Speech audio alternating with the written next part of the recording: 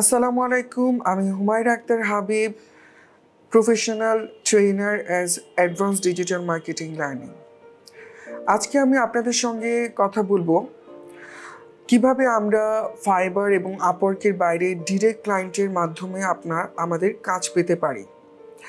তো এই জন্য আমাদের সবচেয়ে জরুরি এবং ইম্পর্টেন্ট যে বিষয়টা হলো সেটা হচ্ছে কি আমাদের প্রোফাইলটাকে অপটিমাইজ করা এবং প্রোফাইলটাকে মানুষের সামনে কিভাবে উপস্থাপন করা, যাতে করে আমরা ক্লায়েন্ট হান্টিংয়ের প্রথম যে ধাপটা সেই ধাপটা আমরা কমপ্লিট করে তারপরে আমরা ক্লায়েন্ট হান্টিংয়ের জায়গাটায় যেতে পারি এবং আমরা আমাদের নিশ অনুযায়ী ক্লায়েন্ট হান্ট করতে পারি। তো সেই জন্য আমাদের মার্কেট প্লেসের বাইরের আরেকটা জব প্লেসমেন্টের কথা আমি অবশ্যই বলবো, সেটা হচ্ছে গিয়ে লিঙ্কডইন। এছাড়াও আরও অনেক পদ্ধতি রয়েছে বা আরও অনেক ওয়ে রয়েছে যার মাধ্যমে আমরা ডিরেক্ট ক্লায়েন্ট পেতে পারি, but LinkedIn is one of them. তো লিঙ্কডইনে আমাদের সর্বপ্রথম যেই কাজটা করতে হবে, আমাদের খুব সুন্দর একটা কভার ফটো ডিজাইন করতে হবে এবং সেই সাথে আমাদেরকে একটা কর্পোরেট স্ট্রাকচারের অথবা হচ্ছে গিয়ে একটা প্রফেশনাল লুকের একটা আমাদের প্রোফাইল পিকচার দিতে হবে। এরপরে আমাদের অ্যাবাউট সেকশনটাকে অবশ্যই আমাদেরকে গুছিয়ে লিখতে হবে।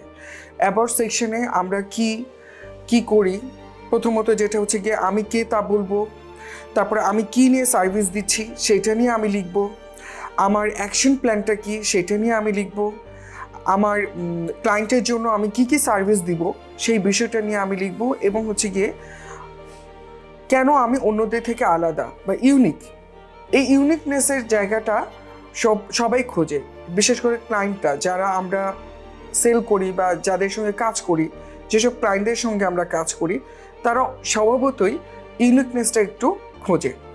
তো সেই জায়গাটা থেকে আমি বলবো আপনাদের অ্যাবাউট সেকশনের যে 4-5টা পয়েন্ট আমি বলেছি এগুলো অবশ্যই আপনারা একটু গুছিয়ে লিখবেন। তারপরে রয়েছে আপনার যে ইউআরএল একটা ইম্পর্টেন্ট বিষয়। ইউআরএলের জায়গাটা আপনি অবশ্যই www.linkedin.com/ আপনার নিশের জায়গাটা দিবেন।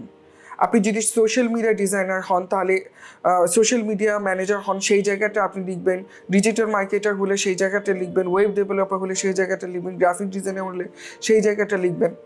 তো এইভাবে আপনি আপনার ইউআরএলটাকেও আপনি অবশ্যই নিশ বেসড দিবেন, যাতে করে আপনার সার্চ করার সাথে সাথে আপনার ইউআরএলটাও যেন সামনে চলে আসে এবং আপনার পেজটা অপটিমাইজ হয়। এছাড়া আপনার প্রফেশনালি যখন আপনি ক্লায়েন্টের সঙ্গে ইন্টারেক্ট করবেন, অবশ্যই ক্লায়েন্ট যেন আপনার পেজ থেকে ইনফরমেশন বা ইনফরমেটিভ জাতীয় যেন তথ্য সে পেতে পারে তার সার্ভিসের জন্য।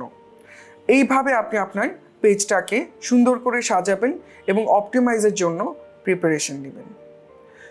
সামনে আরও অনেক কিছু নিয়ে, অনেক টিপস নিয়ে, ক্লায়েন্ট হান্টিং নিয়ে স্পেশালি আমি আপনাদের সামনে আসব।